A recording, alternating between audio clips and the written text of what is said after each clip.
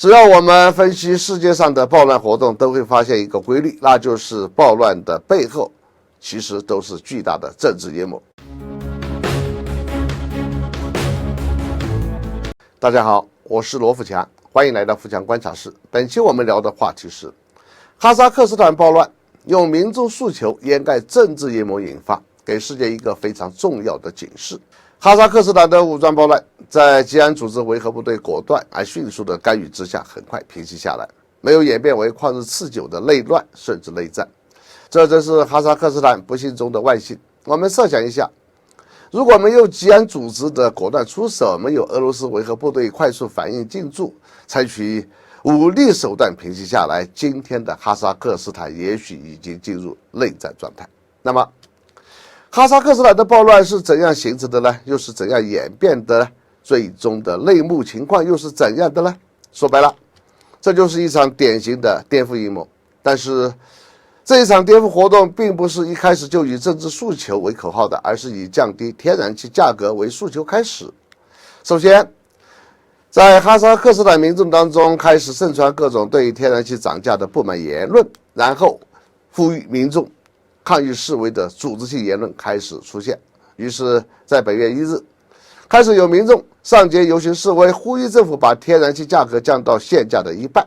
这样涉及民生诉求，事关民众利益，立刻赢得了广大民众的响应。在信息高度发达的现代社会，这样的信息和诉求同步在全国扩散，自然能赢得了广泛支持。加入抗议示威的人数井喷式增长。这里边一个非常值得注意的细节是，妇女们极少参加，尤其是到了高潮阶段，抗议的人群里几乎看不见女性的身影。很显然，这是事先就有了要把抗议活动转变为武装暴乱的计划。不到2天时间，抗议活动完全丢弃了原先的天然气降价要求，改变为要求政府乃至总统全部下台。此刻，这一次暴乱以民众诉求为舆论铺垫，引发全国性抗议示威之后，立即快速转变为政治颠覆目的的行动。而随后，抗议开始演变为大砸烧的暴力行动，同步暴力活动快速演变为武装暴乱行动。不少抗议者装备了突击步枪，很显然这是事先就准备好了的。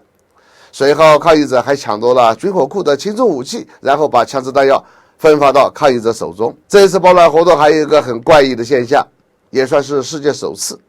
抗议和暴乱没有明确的组织者，那到底是谁在策划、组织和保障呢？事情很快就露出马脚， NGO 也就是非政府组织。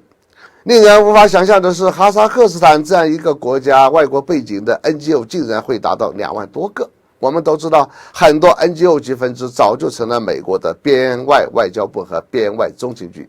打着公益活动的旗号遍布全球大多数国家。我国也曾经有过不少的 NGO。 眼看着局势彻底失控，哈萨克斯坦总统托卡耶夫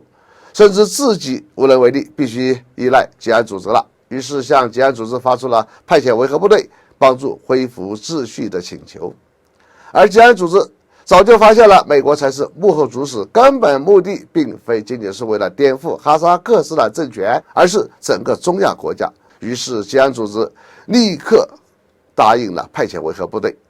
俄罗斯总统普京非常果断，立即下令俄罗斯维和部队紧急出动。俄罗斯维和部队1天之内就到达，采取强力行动，1天之内就基本平定了局面。而上合组织也同样发声，力挺哈萨克斯坦政府，并承诺予以支援。这次暴乱活动造成上千人受伤，225人死亡，包括19名执法机构人员。紧接着，哈萨克斯坦开始内部清理，抓捕了4400多人，其中包括外国人和被收买来的国安委副主任等高级官员。只要我们分析世界上的暴乱活动，都会发现一个规律，那就是暴乱的背后其实都是巨大的政治阴谋，而且还是制造或者利用某件事情进行炒作，形成舆论热点，通过强力炒作引燃民众的不满情绪，为形成暴乱奠定舆论基础。暴乱之后才开始显现政治目标，形象一点说，就是挂羊头卖狗肉。比如港乱是美国幕后策划和组织，以抗议修订罪犯引渡条例为切入点，引发大规模长时间抗议，升级为暴乱，根本目的却是为了实现乱港蔓延到乱中，实现美国实际控制香港的目标。当下我们潜在的最严重的不稳定因素就是蒙想于疫情，开始显现用谣言欺骗大众，挑起不明真相、老百姓强烈不满和愤慨的有组织炒作特征了。一些早已经移民美日澳加的人，活跃在国内的一些微信群里，极为热衷于此事，言辞远比国内愤怒的网民强烈得多，这不奇怪吗？我们必须警惕这件事背后的政治动机，是不是也想让哈萨克斯坦的局面再次上演？好，本期话题就到这里，下次再见。